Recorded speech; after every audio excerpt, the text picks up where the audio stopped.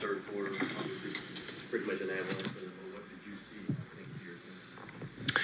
Well, Ant got going, and we decided to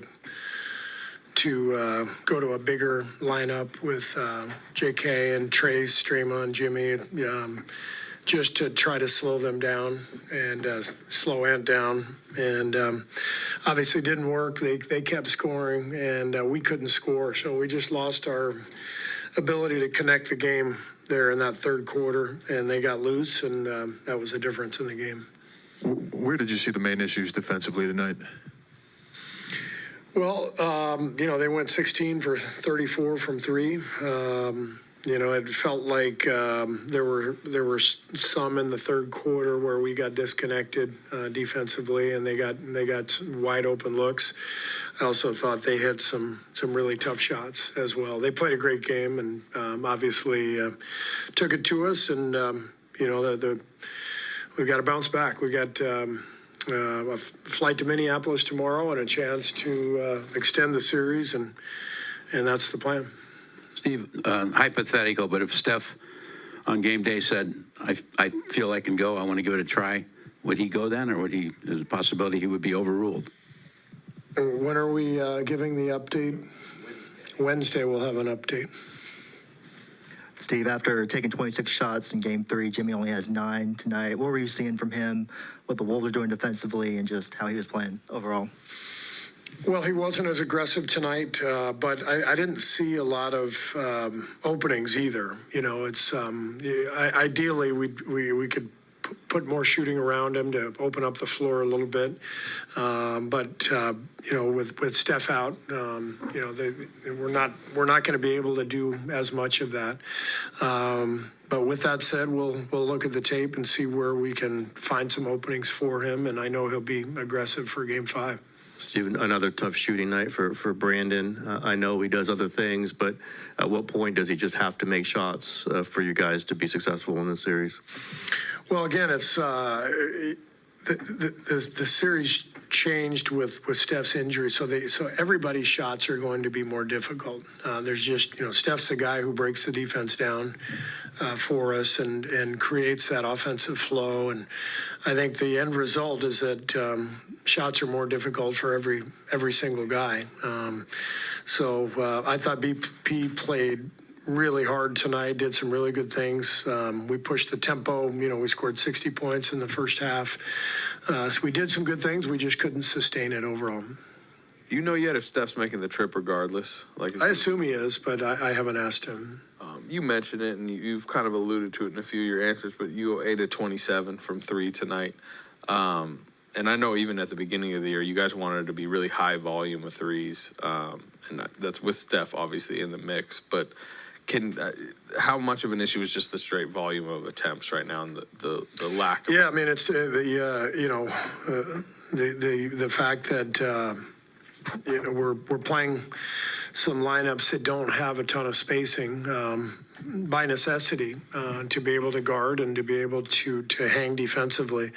There's just not going to be as many openings, and we know that. So we do feel like if we can push the tempo, force some turnovers, we can get some open looks in transition. But without Steph, the game changes, and we have to adapt accordingly, and we're probably not going to take as many threes.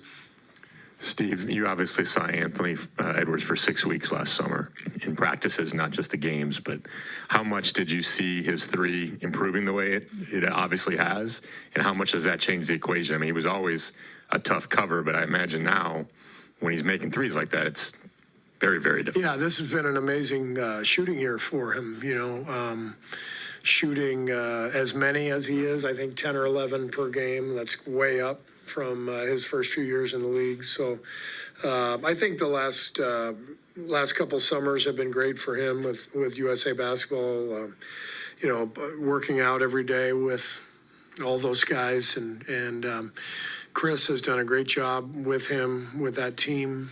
And it's a natural progression for Anthony to be doing what he's doing, given how talented he is and what a good shooter he is. So his threes, obviously, he had some really tough ones tonight, some The one at the end of the first half was incredible.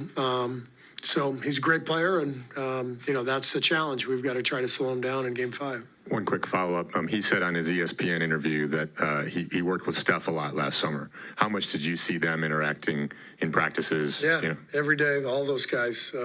That's one of the really fun parts of that whole experience is seeing all these world-class players feed off of each other. And Ant was right in the middle of all that with Steph, with Bam, Book. All those guys would shoot, after practice every day. And but like I said, he was already a great player. But I think the experience probably helped him, and his shooting has dramatically improved, volume-wise, percentage-wise. Coach, pregame, I asked you about possible sidebars that you've had with a few of the players. When it comes to Jimmy, are you asking him to be more aggressive, or do you pretty much appreciate his ability to kind of pass up on his own shot and try to find somebody? I don't have to say a whole lot to Jimmy. We collaborate all the time, and we talk about ideas, and I always feel like he has a great sense for the game, and he does whatever's necessary to win. He's proven that, not only here since we traded for him, but over the years. He knows what's needed, and I'm confident that Game 5, he's the ultimate competitor. He'll be ready to roll. Steve, you guys, I know you like to close halves and quarters a certain way. And at the end of the first half, you guys really had a nice thing going until the very end. And how big, you mentioned Ant's shot, how big was that shot at that time? Yeah, it was a big shot. I thought the way we defended it was great. I mean, Gary was all over him. Draymond came out to double, and he hits a step back 30-footer. There's not much you can do about that. Steve, you talked pregame how you were expecting Draymond to bounce back and kind of give you the spark like he did at the start of this game. What did you see from him throughout the game, and how do you expect he's going to go into this next game? I thought he was great. I thought the way he pushed the tempo, his energy, his approach, his competitiveness, I thought Draymond played a great game. You mentioned how Steph, obviously, that changes the shots. Does that also, some of the reason or all of the reason why Moody and Quinten have been so hard to get into this series, or how, they're basically out of the rotation right now just because the flow is so different for them? Yeah, that's part of it. I think, as I said, after the Game 1 injury, we've had to sort of reformulate everything to put the best possible two-way lineups on the floor. And it's just the way it's shaken out. And we have to reconsider, given the result tonight. We've got to look at Game 5 and see if we want to make any lineup changes and rotation changes. But those guys will both be ready. I thought the last 4.5 minutes was fantastic. The young guys going out there, playing the way they did, forcing Minnesota to keep their starters out there.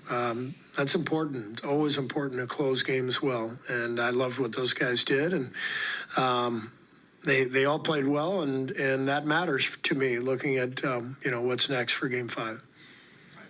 Thanks.